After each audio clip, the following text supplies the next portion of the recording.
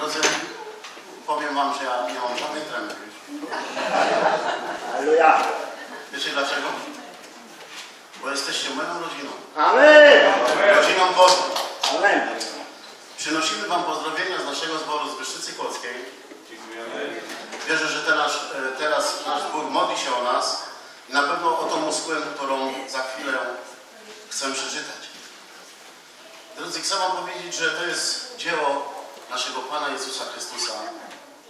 Że dzisiaj widzicie tu na tym miejscu właśnie Romów, dzięki łasce przede wszystkim naszego Pana, że oni mogą dzisiaj wielbić tego cudownego Boga. Powiem wam, drodzy, że przez wieki nie było zmiłowania dla naszego narodu. Nie wiem, czy znacie kronikę i śledzicie tego, drodzy.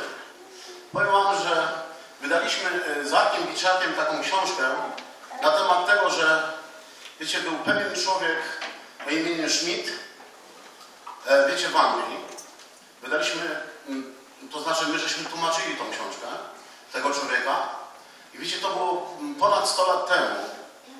Zauważcie, drodzy, że tam w Anglii został coś takiego, jakiś dekret tam, wiecie, wyłożony, że trzeba zniszczyć naród romski. I potem im się to nie udało, ale też zniszczyli język romski. W Anglii rodowici Romowie już nie mówią po romsku. Musicie to wiedzieć. I tenże człowiek, który został dany od Boga, wiecie, on poszedł do pewnego zboru baptystycznego.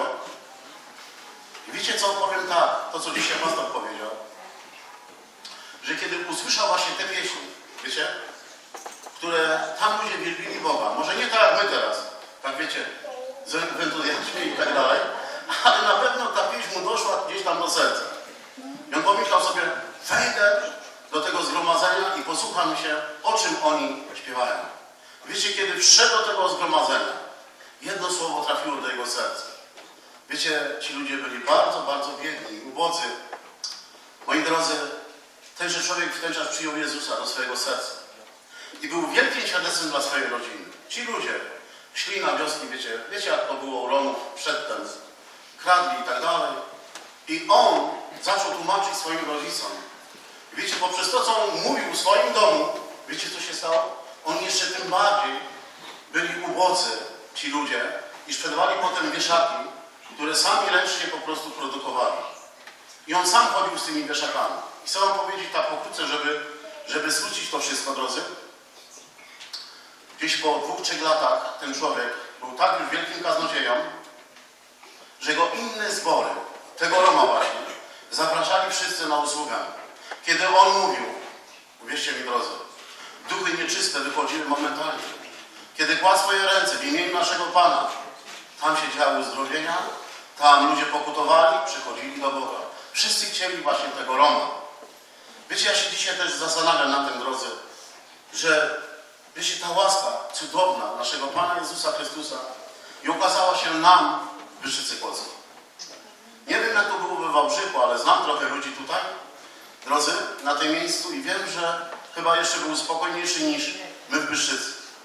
Chcę powiedzieć, że nasze miasto było całkowicie zrujnowane przez nas. My jak żeśmy wychodzili, wiecie, na ulicę, drodzy, to tam ludzie już musieli uciekać, bo Romowie idą. Nie z tego powodu, że wiecie, tam może z czymś tam byliśmy znania, ale z tego powodu, że wiecie, no, rozmawialiśmy. Przyszedł pewien człowiek posłany od Boga, drodzy, i powiedział nam, że Bóg może zmienić nasze życie. Zaczęliśmy się z Niego wyśmiewać, drodzy. Powiedział, że jest ktoś, kto spogląda z nieba i widzi właśnie nas. I to jest czas, to jest łaska Mu, żebyście wy, Romowie, mogli poznać tego żywego Boga. No i jak zwykle, wiecie, Romowie zaraz się przechwalają, jak to oni, wiecie, nie są wierzący i tak dalej. I nasza siostra obecna tu, Anielcza, która tu śpiewała, wiecie, po tej stronie, po prawej, ona mówi do niego, do Rolanda, to wiesz co, to ja ci też mogę powróżyć coś takiego. A więc wyłóż parę złotych, ja ci powróżę, ja ci powiem nawet twoją przyszłość, co macie czekać. Tenże pastor powiedział, wiesz, a mam jeszcze przyszłość, jeszcze większą dla ciebie. Jeśli uwierzysz w tego Boga, o którym ja ci dzisiaj zwiastuję, Pan Bóg uwolni cię od tego wróżbiarstwa i będziesz kiedyś mówiła świadectwa w zborach. Wiesz, jak ona mówi, dzisiaj mówi, nie ma czasu, drodzy, ale kiedyś, jak przyjedziecie do nas, bo ja chcę też was zaprosić do nas, żebyście poznali naszą społeczność w Bystrzycy Kłodzkiej, drodzy, to na pewno usłyszycie świadectwo właśnie naszej siostry, jak została uzdrowiona, drodzy.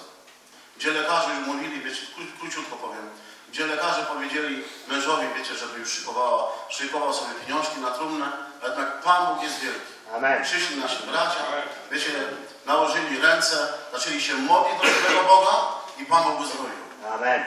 To, co jest niemożliwe u ludzi, wszystko jest możliwe u Boga. Amen. Drodzy, kto ma Biblię, otwórzcie sobie. Może tak na początek, dobrze? To jest pierwszy list świętego Pawła do Tymoteusza i parę wersetów sobie przeczytamy. To jest drugi rozdział i może tylko 6 wersetów. Tak odrobinę widzę. O tak. 6 wersetów, proszę.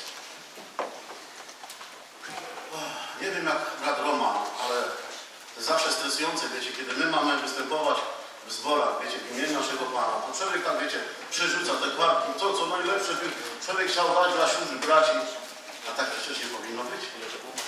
Zgadza się? Wiecie, ja tym słowem się dzieliłem u nas wczoraj. Wiecie, nasza społeczność w Bystrzycy Kłodzkiej, chcę wam powiedzieć, trwa 30 lat. To jest bardzo długi czas. I chcę wam powiedzieć, że trwamy każdego dnia. Codziennie spotykamy się na modlitwie. Wiecie, otrzymaliśmy bardzo duży budynek od Państwa. Modliliśmy się przez wiele lat, żeby Pan Bóg nam udzielił ten budynek. I tak jesteśmy Bogu dzisiaj wdzięczni, że przyjeżdżają z całej Polski ludzie, odwiedzają nas. Mamy naprawdę dobry czas z ludźmi. Mam społeczność, wiecie, z wieloma zborami. Nigdy tam nie wystawiam jakichś chorągwi i nie mówię, że ja jestem z Kościoła Zielonoświątkowego, to tam się nie będę dotykał tamtego i tak. Nie ma czegoś takiego u nas, drodzy. I ja się bardzo, bardzo z tego raduję, że jesteście tacy prości, drodzy, jakby sobie życzył Bóg. Wiecie, w wielu zborach usługiwałem, naprawdę w Polsce. Wiecie, dzisiaj te nauki już tak się rozszerzają bardzo mocno. Już tak się, wiecie, dotykają tych fakultetów, że nie wolno klaskać, że nie wolno organów dawać, że tylko tam na gitarce, wiecie, pieśni jakieś takie, wiecie, na piszczałkach i do widzenia, nie? I ludzie wychodzą, wiecie, zamiast uzdrowieni, to być może wychodzą poranieni. Ale nie, w tym celu będę dzisiaj mówił. Przeczytam parę wersetów, które nawiążą do tego, co się stało właśnie z nami, z Romami w Bystrzycy Kłodzkiej, drodzy, poprzez właśnie te modlitwy. I mówi tak. Przede wszystkim więc napominam, aby zanosić błaganie, modlitwy, prośby, dziękczynienia za wszystkich ludzi, za królów i za wszystkich przełożonych, abyśmy ciche i spokojne życie wiedli we wszelkiej pobożności i uczciwości. Jest to rzecz dobra i miła przed Bogiem Zbawicielem naszym, który chce, aby wszyscy ludzie byli zbawieni i doszli do poznania prawdy. Albowiem jeden jest Bóg, jeden też pośrednik między Bogiem a ludźmi, człowiek Chrystus Jezus, który siebie samego złożył jako okup za wszystkich, aby o tym świadczono we właściwym czasie. Bracia i siostry, to jest właściwy czas. Dzisiaj nie ma czasu, aby, wiecie, zbory mogły się procesować razem ze sobą. Nie ma dzisiaj czasu, drodzy. Kto jest dzisiaj jak bardzo wyszkolony, kogo Pan Bóg używa mocniej, to już go powinniśmy dać sobie spokój. Dzisiaj jest czas, aby zbory Boże zaczęły się modlić. Aby zaczęły wołać do Boga, drodzy, bo ludzie giną. Zgadza się? Nie pojednawszy się z Bogiem, podchodzą z tego dnia. I chcę wam powiedzieć, drodzy, odrobinę, troszeczkę powiem o naszej kulturze. Wiecie, jeżdżę po całej Polsce, drodzy, tak Pan Bóg jakoś, wiecie, działa i wiem, że to jest Jego myśl. I ja dziękuję Bogu za to. I widzę, jak wiecie, bardzo mocno diabeł wyrządził krzywdę właśnie naszym rodakom. Wiecie, bo to właśnie przecież w naszych rodzinach, drodzy, w naszej tradycji, drodzy, jest to, że nasze kobiety muszą wróżyć, muszą zarabiać. Tak? Że to właśnie nasze kobiety są posyłane, drodzy, po to, aby ukraść, przynieść do domu i aby ugotować. I my staramy się, drodzy, iść do tych ludzi i powiedzieć im, że można inaczej. Że ten Bóg, który spogląda z nieba, jak mówi Psalm 33, drodzy, On pomoże Tobie, jeśli zaufasz temu Bogu. Często jest tak, drodzy, że wiecie, Spotykamy się z ludźmi, którzy mówią, że już nie potrzebują, bo tak jak ich rodzice, czy tam wiecie, dziadkowie, oni też tak muszą umrzeć. Ja często zadaję takie jedno pytanie, drodzy. Czy wiesz, gdzie twój dziadek poszedł? Czy odszedł z tej ziemi? Czy na pewno jesteś pewny, czy on jest w niebie? No nie wiem. To dlaczego chcesz iść tam, gdzie twój dziadek? Dzisiaj jest dzień, zaczynamy rozmawiać z nim. Wiecie, zaczynamy im opowiadać o tym, co mówi Pismo Święte. Że wróżbiarstwo, okultyzm, czary, inne, wrogość jest to, wiecie, po prostu nieczynne przed obliczem Bożym. Staramy się opowiadać. Chcę wam powiedzieć, że w naszym narodzie jest tak, bracia i siostry, tak jest jakoś utkwione. U nas tak samo się działo w Bystrzycy Kłodzkiej. Że jak była to osoba bardzo po prostu kochająca alkohol, może tak powiem, to kiedy odeszła z tego świata, to wiecie, co się dawało? Zazwyczaj? Nie to, że ta osoba nie została pojednana z Bogiem, nie znała w ogóle Boga, to jeszcze żeśmy tam dokładali do trumny, wiecie, pół litra wódki, papierosy, inne rzeczy, które, wiecie, myśleliśmy, że na tamtym świecie, wiecie, tam będzie jeszcze sobie popijał i tak dalej. Boże, tragedia. No bo tak nas uczono, drodzy, że jest czyściec, tam można pójść, można Piotrowi wręczyć pół litra i można go przegadać. Jest tak czy nie? Tak ludzie mówią. Ale my musimy mówić to, co odpowiada zdrowej nauce, drodzy. I chcemy mówić prawdę. Ta prawda jest niekiedy bolesna bardzo. Widzimy, że jak po prostu nas ludzie odrzucają, wiecie, w jawny sposób. Mówią, że ich Bogiem jest Maria, wiecie, że oni się tylko modlą do Marii, mówią, że my ją nie kochamy, że jesteśmy, wiecie, w pogardzie dla Marii i tak dalej. My staramy im się mówić prawdę. Tak tutaj przeczytałem, że tylko jest jeden pośrednik między Bogiem a ludźmi. Ten właśnie nasz Pan cudowny Jezus Chrystus. Nie ma innego Boga. Dlatego też nam jest ciężko. Co robimy, drodzy? A więc przez te wszystkie lata modliliśmy się też o Wałbrzych. Bóg nam kładł, wiecie, ostatnio przez te 3 lata. Może oni nie wiedzą. Tak? Nawet nie wiecie, ile łez tam żeśmy wylali za was? Ile było postów? Ile było naprawdę modlitwy za was, żebyście dzisiaj tu siedzieli? Dzisiaj nie chcemy sobie odbierać żadnej chwały. Bracia i siostry, nie. Nasz Pan, ten cudowny, który naprawdę jest Bogiem, wszystko wiedzącym, wszystko mogącym, drodzy, to On to uczynił. On dał to, rozpalił w naszych sercach, drodzy. Chcę wam powiedzieć, że przez 3 lata żeśmy się modlili. Wiecie, kupiłem sobie taką perkusję nową, piękną, niebieską. Przyjechałem tu, wyłożyłem na tą trawę tam na tych barakach, drodzy. I taki potężny upadł. Patrzę, co się dzieje z tą perkusją. Ona aż po prostu zmiękła, wiecie, i takie kształty nabrała. Mówię, oho, 2700 poszło na markę. Ale myślę, dobra, to jest nic, drodzy. Ważne, żeby dzisiaj ktoś się nawrócił. I żeśmy tak się umęczyli, drodzy. Tak lało się z nas, wiecie, tam. Mówiliśmy świadectwa i tak dalej. Patrzymy się ludzie, twardzi jak kamień. Spakowaliśmy. Mówili, nie rezygnujemy. Znowu przyjedziemy tam. I znowu. Ludzie nie chcą nas przyjmować. Wreszcie ktoś, wiecie, taki podał nam temat. Zostawcie to biblijnie. Rzucicie proch na tych Romów. I to był wielki błąd, drodzy. Bo my żeśmy się zgodzili z tym człowiekiem, co powiedział. A wiecie, któregoś dnia Pan Bóg znowu przepowiedział do nas. W swoim duchu. Jedźcie tam i powiedzcie tym ludziom, że to jest czas ostateczny. Że ja czekam, ja kocham także ten naród. Jak tu pastor zacytował, drodzy, ten werset, to u nas na ścianie jest, wiecie? Ten, że Bóg nie ma względu na osobę, nie? To u nas to jest właśnie na ścianie, ładnie tak zrobione. Zobaczycie, jak przyjdziecie. My mówimy, Boże, kiedy ci ludzie się nawrócą? Wreszcie widzimy tutaj naszego brata Arka, który, wiecie, kiedyś nas prawie chciał wyrzucić z domu. My żeśmy siedli z powrotem, nie gniewać, ale to świadectwo, wiesz. Może i ty kiedyś będziesz mówił właśnie to świadectwo. Żeśmy siedli prawie, wiecie, z łzami. Mówię, Boże, uratuj tych ludzi. Daj mi siłę, daj moc. I wreszcie słyszymy. Przyjedźcie, bo my chcemy przyjąć Jezusa. Amen. Wiecie, nie wiedziałem jak, czy mam pociągiem, czy mam autem, nie wiem jak mam to zrobić. Zaraz szybciutko żeśmy się, wiecie, zebrali, pojechaliśmy, zrobiliśmy jedną modlitwę drodze. Potem poprosiłem nawet braci z Anglii, przyjechali, wiecie, i razem żeśmy zrobili dom ewangelizacji, gdzie ludzie oddali swoje życie dla Jezusa. Wiecie, tu jest zapisane prosto, że Pan Bóg chce, aby wszyscy ludzie mogli być co? Zbawieni. Mówię wam szczerze, drodzy, że każdego dnia modlimy się za naszego prezydenta, za całą Polskę, za ten rząd. I wiecie za to? Za ten pokój, który mamy w naszym kraju. Często ludzie nie dziękują za ten pokój. Wiecie, w obfitości mamy wszystko, tak czy nie? Mamy, wiecie, takiego jednego człowieka, który też z nami współpracuje, to jest Open Doors. Nie wiem, czy macie takiego? To jest mój koleżka, którym wychowałem się, wiecie, we wierze i tak dalej. Drodzy, i on przyjeżdża i wyświetla nam film. Moi drodzy, wyobraźcie sobie, że ludzie nawet w zgromadzeniach pańskich nie umieją należycie oddać chwałę żywemu Bogu. A tam pokazywał taki film, drodzy.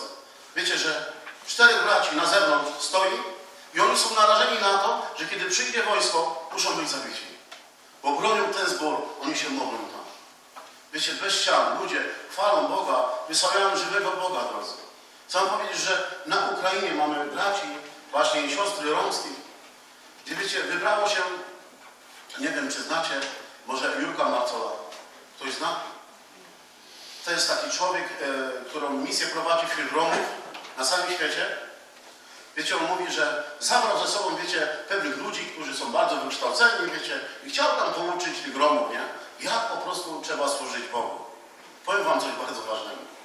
Wszedł właśnie do takiego zgromadzenia jak u was, drodzy, i myślą teraz, nie?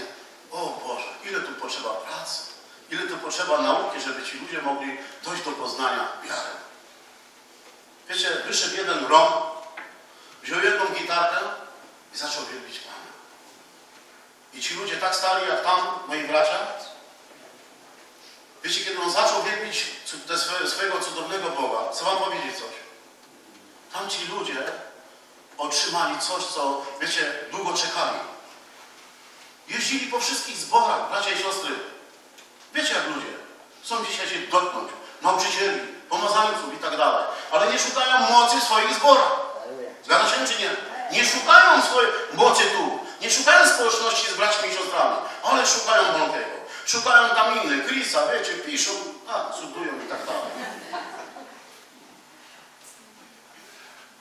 Stali ci Romowie, dzieci małe, słuchajcie, obuwia nie mieli w ogóle. Wiecie, tak biedni? Nie wiem. Nie jest to dla mnie wstyd. Może zawsze one? Taka bieda, że niesamowicie, drodzy. Ale kiedy oni zanieśli modlitwę, to tam wszystko się trząsło. Bo oni powiedzieli, Boże, gdzie my jesteśmy Polacy? To my tutaj przyjechaliśmy, żeby dać im lekcję, a to oni nam dali.